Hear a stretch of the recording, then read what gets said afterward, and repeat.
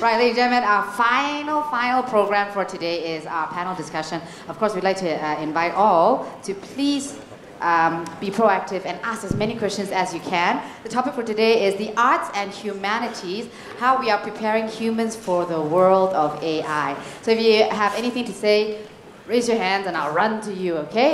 This is to be moderated by Azrina Azizan, hello, and our speakers, Kip Min Chung and Esther Liu. Okay, whenever you're ready. I'm the runner, so just put up your hand if you have something to say. I'll run to you, okay? 3, 2, 1, go. How long do we have, Serena? You have about 40 minutes, 45. Well, I understand that everyone's going, like, it's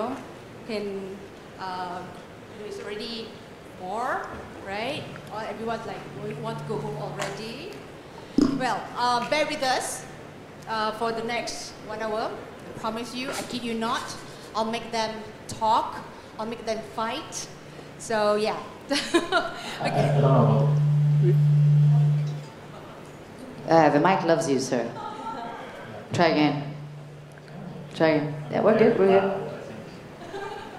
don't think we're going to fight. I think Mr. and I see eye to eye on a lot of right. things. But maybe the audience won't see it the way that we would see things, I think. I prefer make love. Fine. Okay, so, I think we have talked about AI since morning. Like already want to muntah. Oh, AI again. So I think probably I just want to go straight on to the questions. But I guess we all know AI have been around much longer, and we able now to know what we want when we want it. That's the most important thing. Okay, what we want when we want it. So I get, but that will come over questions, right? How that impact employees. I know that some of you have been reading like AI will take over jobs, how to pay, no bonus, like that, right? So how do you see this? I mean, is it, first of all, is it true that AI is going to take over jobs? And then second, probably, how best we can manage this in terms of from talent perspective. Okay, this is working better now. I think that's a great question. I'll give an honest answer. I think, first of all, AI is going to take over some jobs. There's no question about that. I think you guys will probably agree with me on this. Every time I'm asked similar questions like this, I always kind of think back to the profession of being a computer. So there used to be this job out there, some of you may know, that human being would sit and part of their professional calling is to compute. Their job is to sit there and calculate and perform arithmetics without any deviation from rules and actually do calculation for businesses. That's the job of a computer. And typically you have multiple teams of individuals in this profession working, cross-checking each other's work, making sure everything is accurate. So that's like distributed computing with like fault tolerance. That's always been there until the invention of the computer. Technology came along and that job disappeared overnight. It's true, that will happen. But the reality is new jobs just get created in its place. Instead of having a computer who computes, you have computer developers and programmers who create rules that the computer can do the work for. So while AI is going to take over some jobs, I don't think that that's a bad thing. I think this has happened in the past and it will continue to happen in the future, where new technology is going to take over some aspect of what we do. And in a way, it's not about purely taking over. We were talking earlier today, just outside, about the fact that technology and AI is coming in, and what's going to happen is about the distribution of the amount of work done is going to change. When we perform tasks, human will be part of the equation, AI and technology will be part of the equations. It's been for the last 50 years. Technology has been part of our day-to-day jobs already. The question is how much and who's doing what? How much time does that spare us up to do other things? So I think that's, in a way, is what's going to happen. And I think it's fortunate for us in this, for you guys in this audience. You guys at the forefront of the technology. Replacement of you guys will be a long time before that will happen, I think. So you're saying that AI will free some the repetitive works so that the talent, the employee can able to do more intellectual stuffs, and then they can upskill themselves. Is that how we can summarize this? Yeah, I think that's an apt summary. Yeah. Okay, and then I say that also because they are freed from the repetitive, mundane task, then the leaders will able to utilize the team to do more strategic work, I guess. Okay. I want to add on to something about this. Sure, fear is there. You know it's coming. These are coming. But there are another aspect that you should consider. There are 3 types of people. One who look at the glass and say, damn, my glass is half full, half empty. Another person would look at the glass and say, yeah, my water is half full. Positive thinking. Now the third type of person, I love this one, would say that, hey, that's not my glass. My glass is full. And it's a bigger glass. So be the third person. Be the person who embrace the fear and changed it to an advantage. Yeah. So, that's a great example. I actually have a slightly different version of that analogy. I don't talk about water, I talk about beer. Some of us look at our glass of beer and say it's half empty. Some of us says it's half full. But those of us who look up and say, hey, it's time to order another one, is the one that's looking for the opportunities to actually grow beyond a single glass of beer that you're looking at. So it's a question of looking up and saying, you know what, there's an opportunity here to do something different. Right, so it's another alternate view of what you're talking about. I think. But I'm from HR, so no alcohol.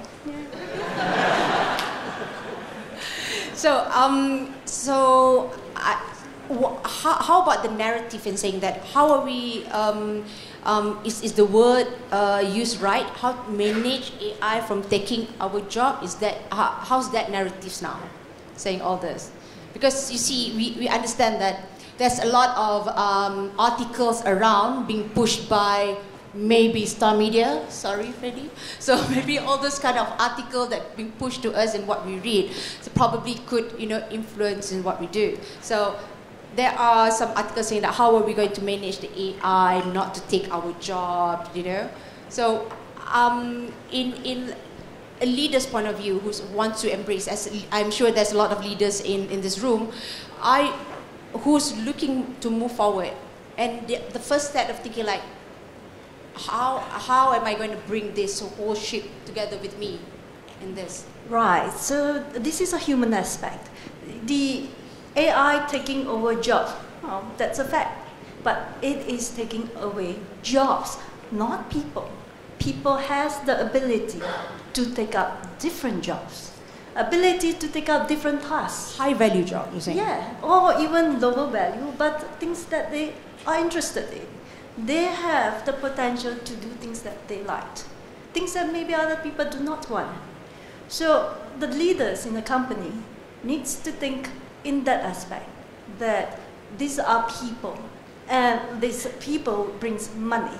You just need to look at their potential, their competency, and see where their interest lies, fully capitalize on that portion and get the money. Okay, I like to take from that point, Esther. I do understand right now you are heading a team with I say a variety backgrounds, right? Okay, so and people say that now is the technology era, technology-based era, and they always have this perceptions or probably narrative saying it's all STEM driven. So, but I know for a fact that I read this article in the last 2 years, and I'm still being the big advocate on it to have an element of arts. I'm not only limited to performing arts, but also it's actually more on liberal arts, on the business acumen, on the management and all the management skills, right? So can you probably share us your experience managing first different variety of team under you that has no technology background? I love this topic. See, under me, it's a case study. I have an ICU, ex-ICU nurse under me. She doesn't know maths. Well, maybe some, based on the chart that the doctor gave. And she doesn't do much PowerPoint. In fact, that's the first time she opened the PowerPoint. But that said, technology has evolved, and learning has evolved to a point that she can pick this up easily. Go to YouTube, bam, that's a new skill, and whatnot. So it only took us just a few months to reskill her, because we see potential in her, a potential in thinking things differently. And she became amazing in taking insights and knowledge and converting it into strategy paper. So those are the people that we want, those who can come up with different insights. And we believe that despite your difference in discipline or different in background or experience, you bring value to the company. And she brought this value mainly because she's driven. She is driven to excel because that's where her passion is. So she took out the time to learn on her own. She took the time to show us that she can do it. So that's one. And the thing about arts, well, yeah, arts is all inbred into us. We appreciate nature. We appreciate things around us. That it's up to us to really use what we are capable of to transform it to something that we can, again, bring money. So, I believe that you are leading sales and marketing team. Yeah, sales. So, you mentioned before that you send them all to Python class and what. So how I really want to, understand how did they accept that, the resistance? How do you manage that? Yeah. So. Is there any resistance? Absolutely. Yeah. So I manage the pre-sales team for IBM software around AI and analytics in Asia Pacific. So I have many engineers and many technology people working for me. They usually come from diverse backgrounds. Some of them are data warehouse specialists, DBAs. Some of them are ETL specialists, and they do certain things. Some of them are BI specialists. Right? And when it comes to resistance to change, they're looking at this new set of technology, Python, R, data science, having business acumen, bringing all that together. And they were really looking at it and saying, well, that's not what I do day in, day out. That's not the product that I sell. I really don't care that much. But what's happened, at least in IBM, in our organization, is that our leaders, and this is kind of, I want to appeal to the leaders in the audience here, had the vision that says, you know what, this transformation is coming. This technology, AI, the machine learning, these capabilities are coming, and it's going to change our industry fundamentally, and it's going to cascade to all our industry. It's going to change healthcare, it's going to change transportation, absolutely everything. What do? We need to prepare our people. So we launched a program this year where in stages we're taking each part of a percentage of my staff, pulling them out of the field.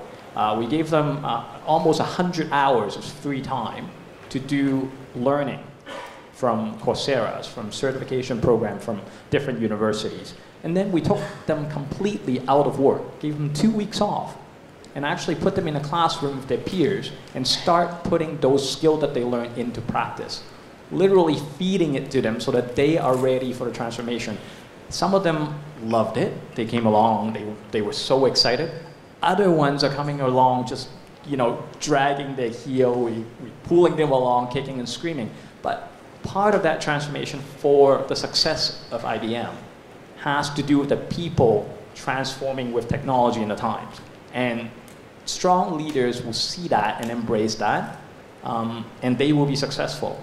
Resistance to that simply is going to allow your competitor seize the opportunity and take over the marketplace. So, you know, I'm so happy that my worldwide executives spending millions of dollars in terms of productivity as well as actual money for certification on the team, and I'm encouraging my guys to go on and learn. Esther, I understand that you're currently in HR, right? Yeah. So you have to deal with your stakeholder, maybe up to the board of directors, right? And to justify that you need these skills in your organization. I need to understand, first, what would be at least give us maybe the 3 steps for you to start building, you know, in going to get that justification, to get that skills in the organization. I really like to hear in the Malaysian case.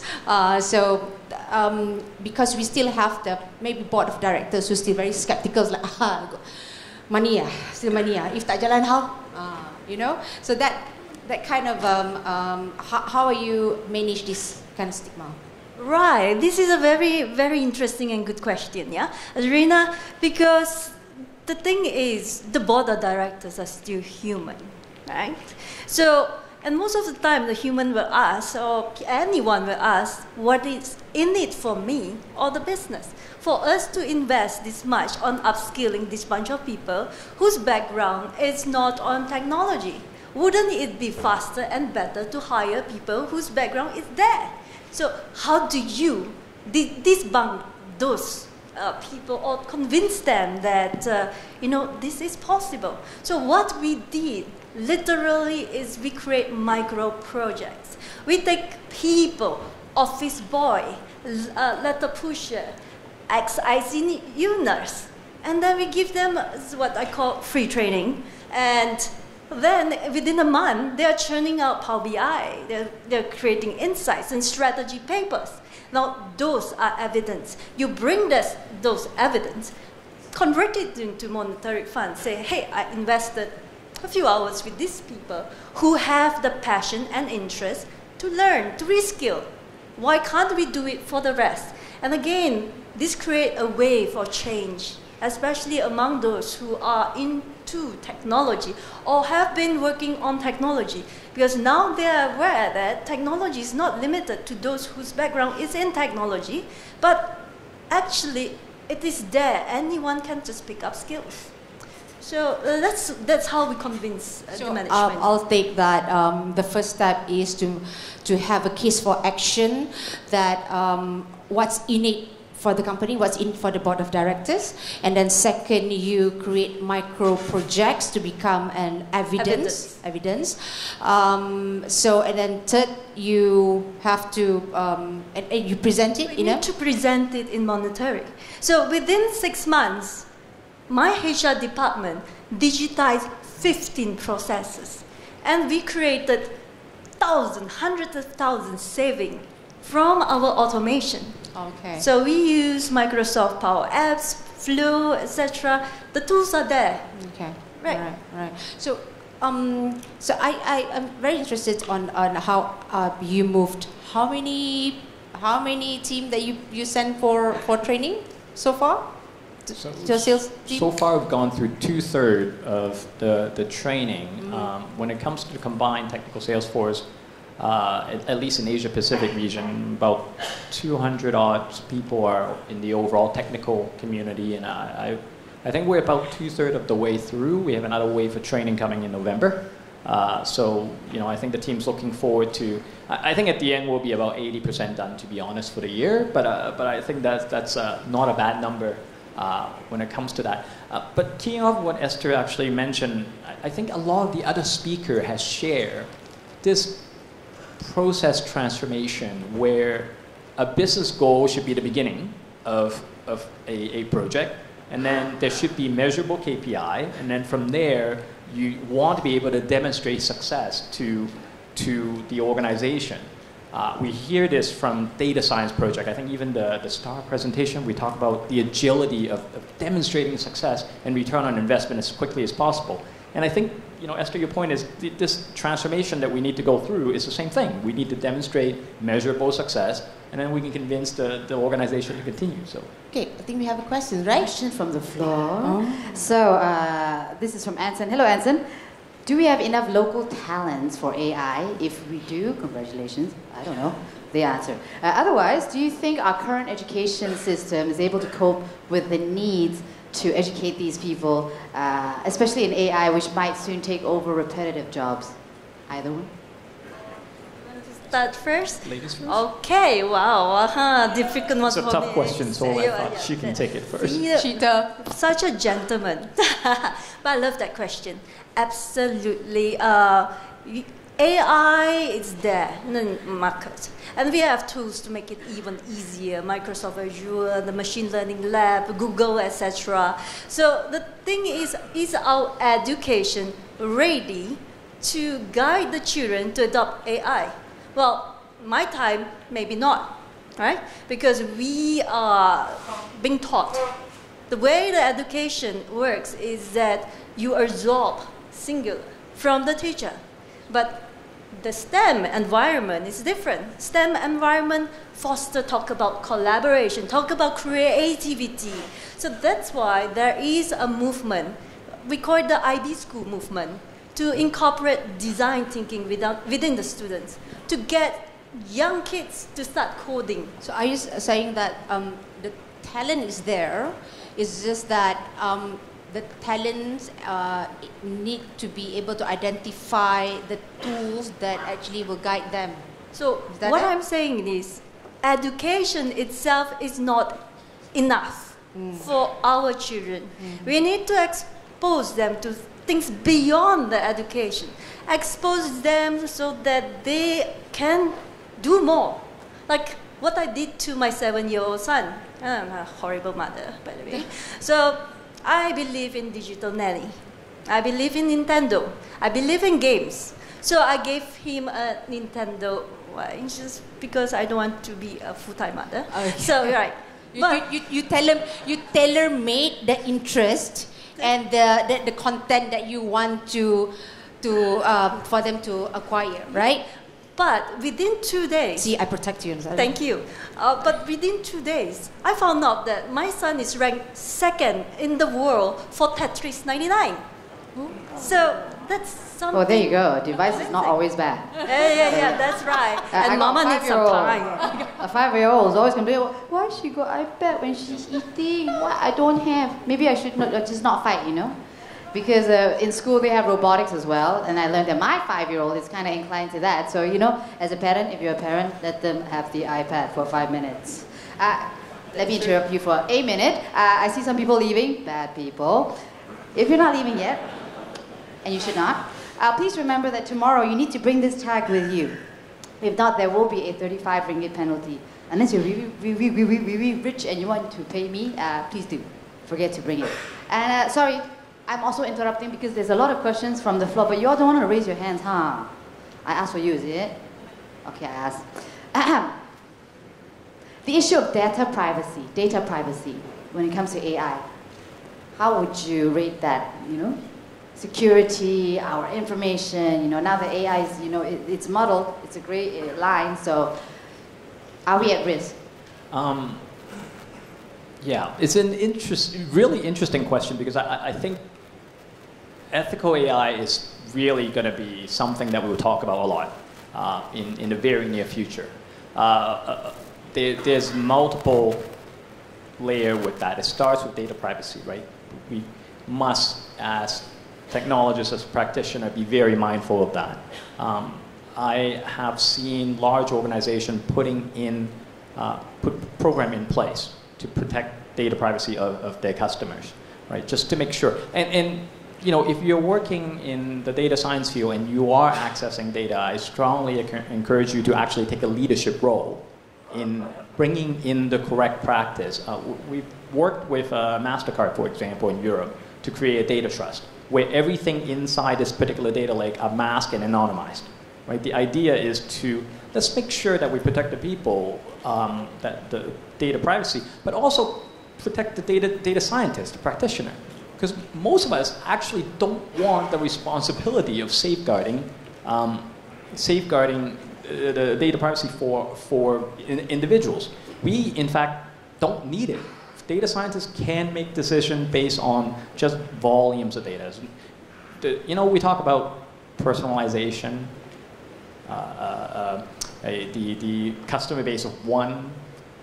Truth is, as business, we really don't want to get down to that level. We want repeatable success, right?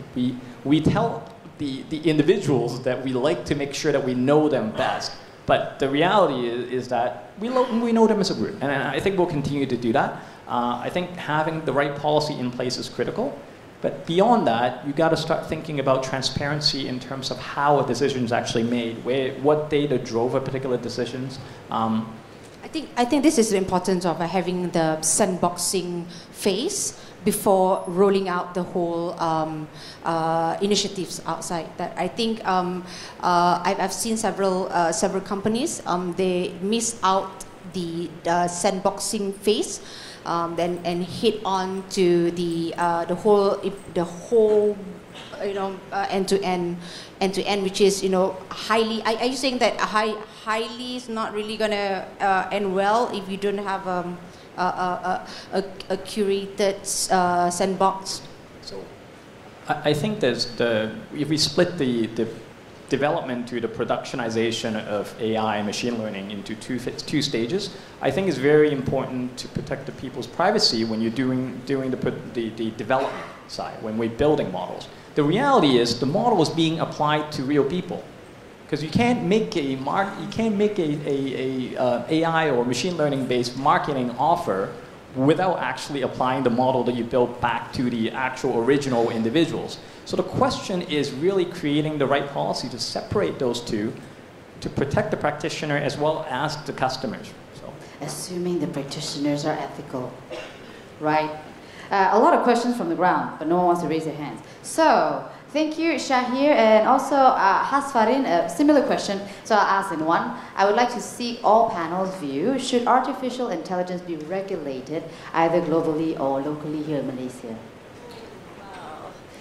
Big one. No, I'm going to go with gentlemen first. Okay.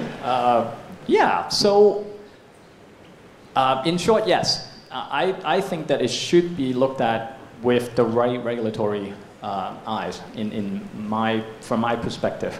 Many of the things we do day in, day out, and many of the industry we touch on our day-to-day job are regulated.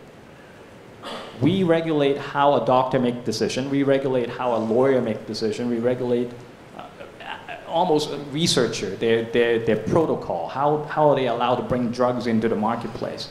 If we inject an artificial intelligence element into this, it hasn't changed. The social responsibilities are there, right? So I do believe that there should be regulation. There needs to be transparency and accountability, just like anything else. In fact, I would even go as far as to say that as a business, I wouldn't trust anything that is not transparent and accountable. So from that perspective, I do believe that it should be regulated. Esther? I totally agree. Well, AI should be regulated, but not to the point that we restrict innovation and we restrict technology. So there must be what I call a sweet spot between technology, impact to humanity, and what the government can do so that this really tenacious, really very, very fragile spot doesn't go either way.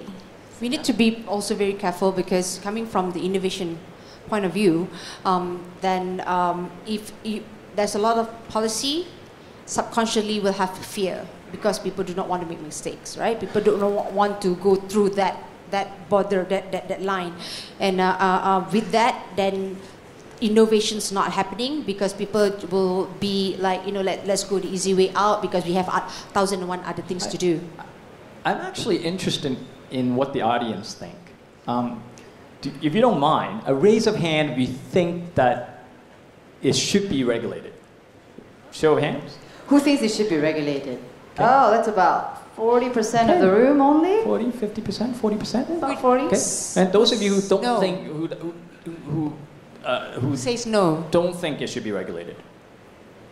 It's 1, 2. Okay, so we have a lot of undecided, and I mean that's perfectly okay. There's a lot of undecided. How do you regulate anyway? It's such a gray area, isn't it? I think from R&D and innovation perspective, there must be certain guidelines, right? I would just say it have to be something restrictive, and making a policy and regulation, the mindset of the policymaker have to be able to be future-proof and progressive enough. And Malaysian policies is not progressive, it's always a reactive. I think it's up to also this community here to actively participate, to make an educated choice in terms of what that regulation or governance looks like. Right? There's no better individuals than practitioners. You know, scientific research, scientists are consulted before regulations is put into place. I think with AI and data science, data scientists should be consulted. Then understanding that, we put the necessary control and maybe a balance in place. Check and balance. Right, so that's where the R&D phase came in, or what you call probably some of you you guys already have innovation initiatives in your organization. So I firmly suggest that there is a need for again sandboxing and able to move around and take. You cannot. I don't really agree to have it to be regulated during the sandbox, but implementation. I won't steer away from this question. Yeah, I love this question because there's the gentleman in the front row actually raised his hand saying that maybe he doesn't really want to see it regulated. So gentleman in the front, do you mind sharing your view? Because I think it would be so interesting. Hello. I hate to put you on the spot. If you're okay, do you mind sharing your view? Because because the two of us agree, it's a lot more interesting when there's a counter view. So if you don't mind, please share your view. Yeah,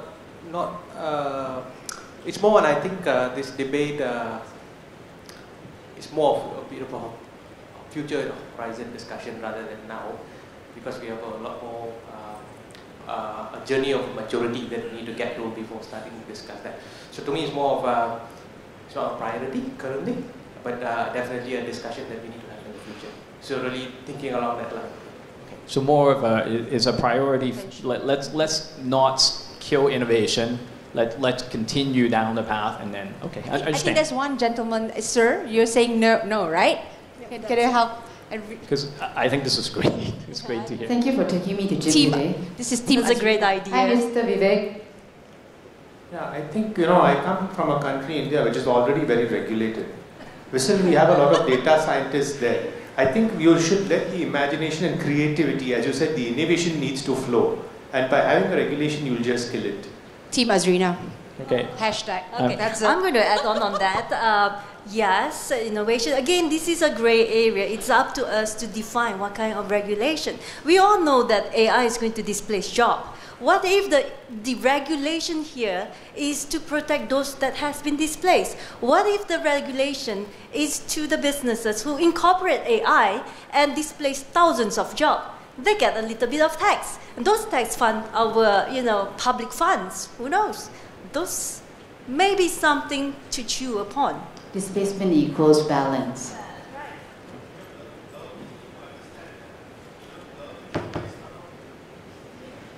Governments across the world need to understand that you're doing it in a good spirit, that some displacement of jobs takes place and there will be some creation of jobs or some alternate jobs provided. But I think they always miss this. They always end up doing something else when something else is wanted. So it is better, it is unregulated. So I'm still with you. I'm still with you. I think it's actually really interesting to see that view as well. The innovation aspect, I think, it's really important in terms of where we can go and how much benefit we can get out of this. And this is where, in my view, this is why I'm proposing the fact that we need to participate in this discussion. It has to be an educated view in terms of what that regulation looks like. It shouldn't be driven out of fear of AI taking over. It should be driven out of knowledge, understanding, and and that should dictate, I think. And he's smiling very wide.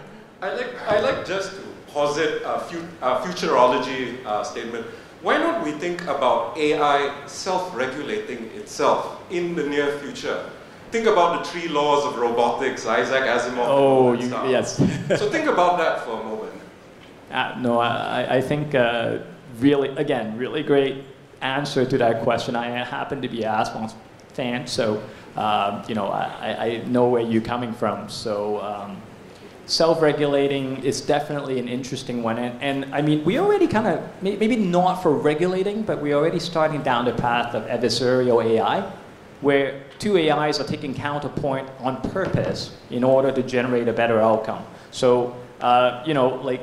I haven't thought of using maybe an adversarial AI model to maybe have AI self-regulate, but why not? I mean, we as humans do the same thing, right? Different point of views regulates human beings, so possibility for sure. Do we have any other questions, Rina?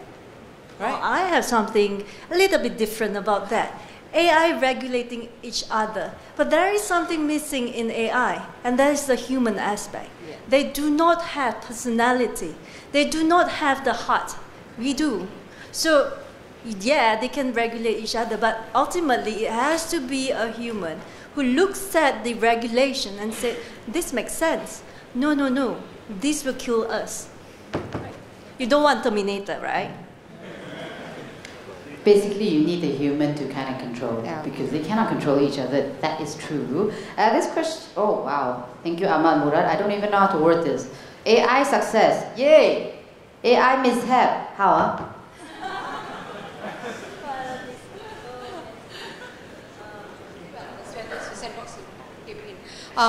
I think from the point of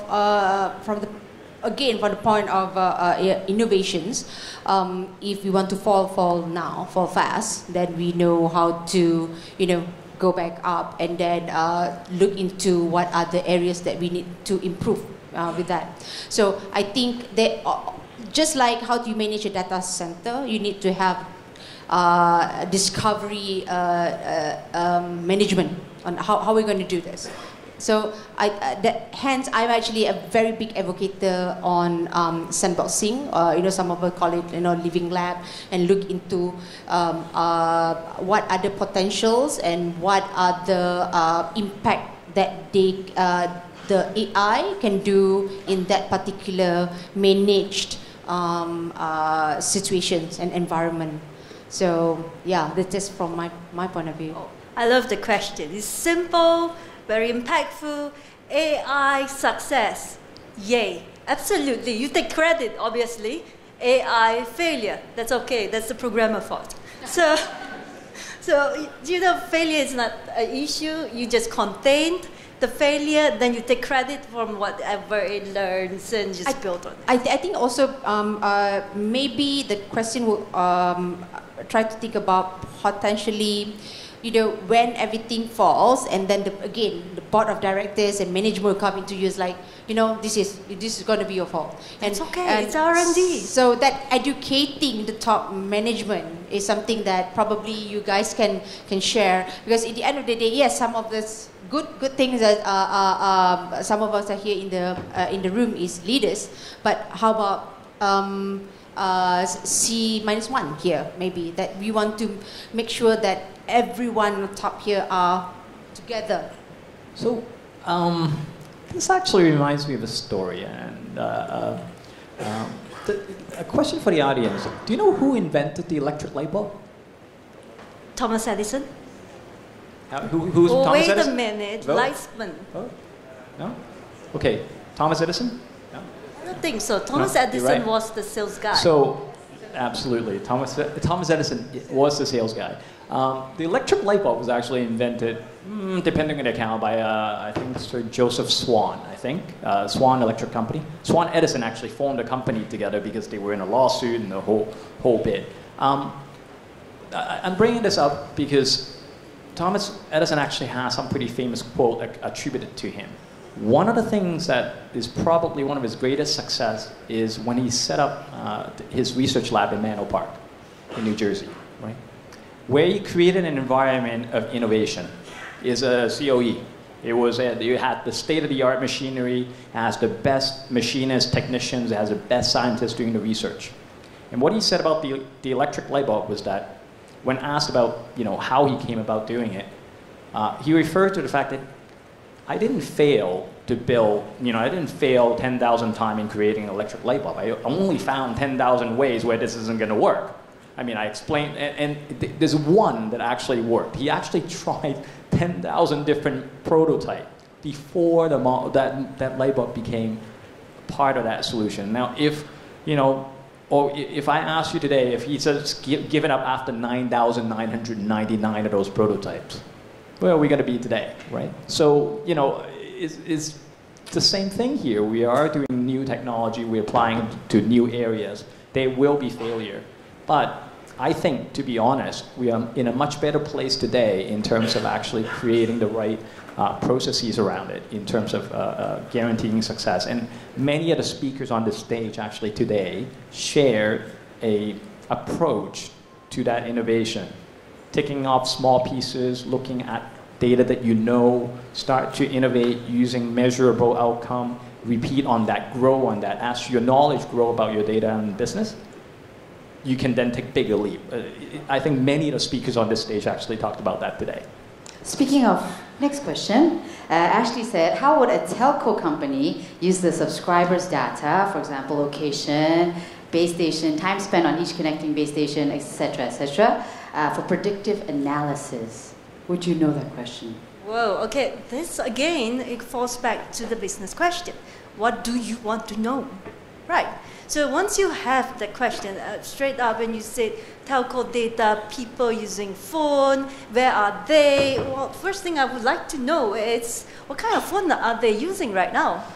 And then is there a way for me to couple telco information with purchase of phone and come out with some business collaboration with several others? I mean, the potential is unlimited.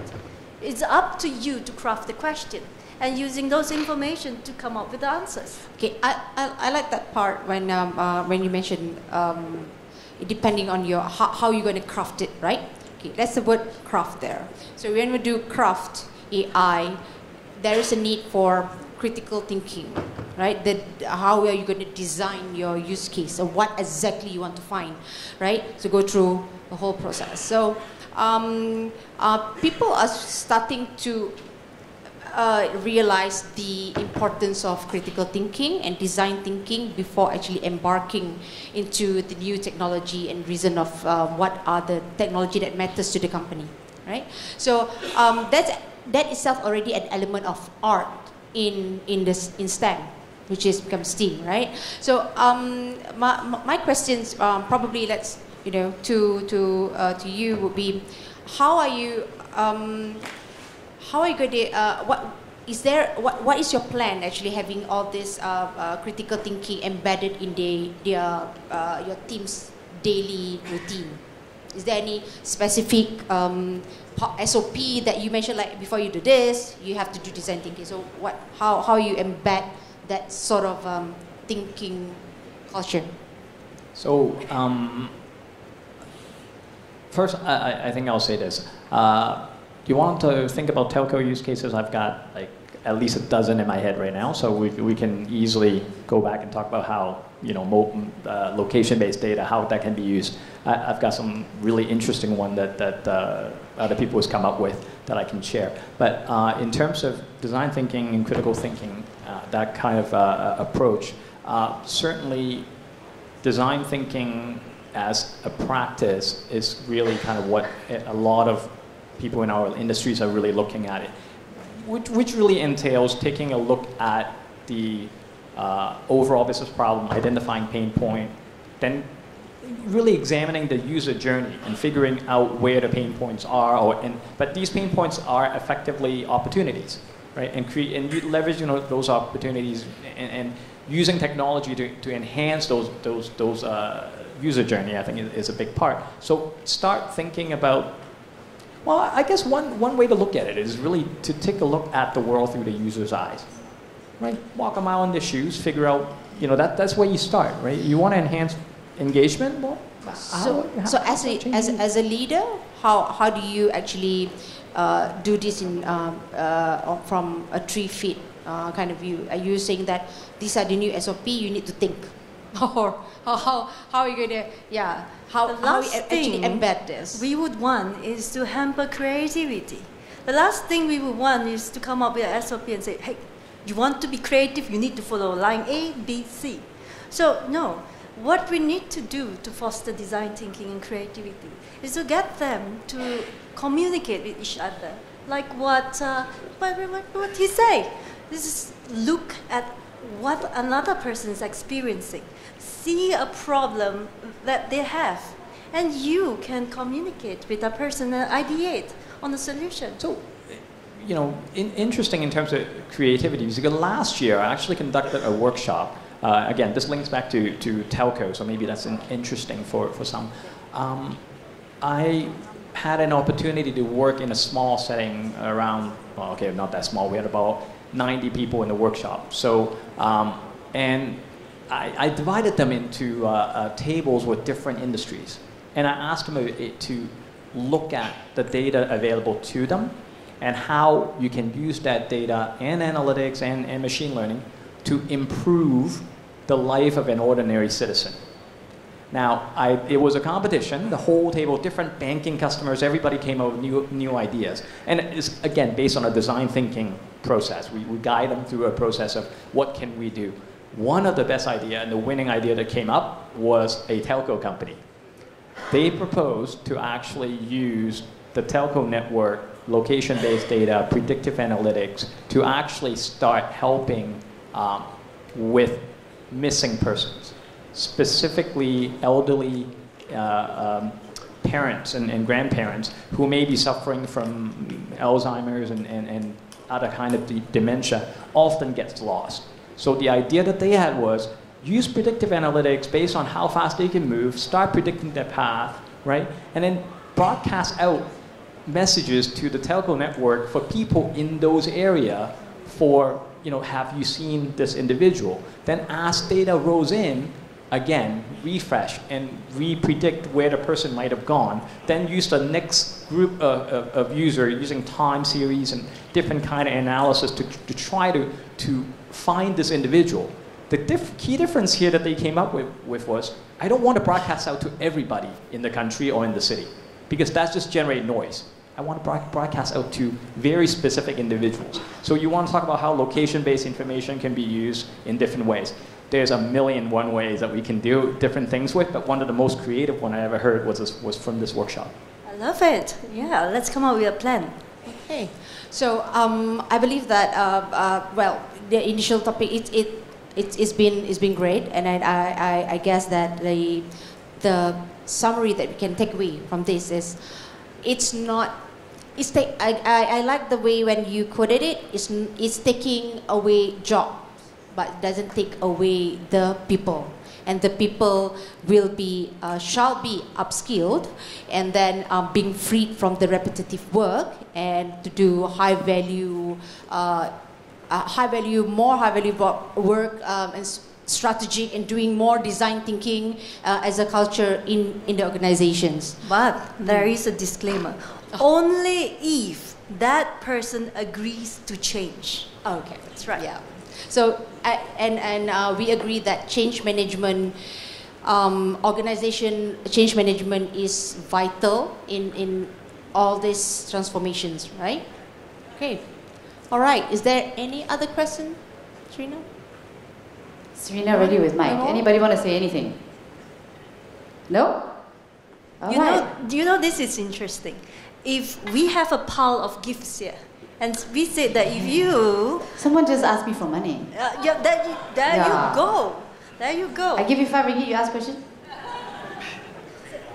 3 enough? Okay. Now, I believe a lot of the questions have been addressed already. We had 50 minutes. You went over 5 minutes. 50 minutes of quality discussion. Don't you think, ladies and gentlemen? Thank you so much to our panel. That wraps it up as we start another day tomorrow, full day for BIGIT Day 2. Please thank us, Rina. Big round of applause. Mr. Chung and Dr. Esther. That's our panel for today, and we will see you here bright and early tomorrow. Please don't forget to wear this. 35 ringgit will go to me. Thank you very much, everybody. Remember, #BIGIT19. Have a great evening.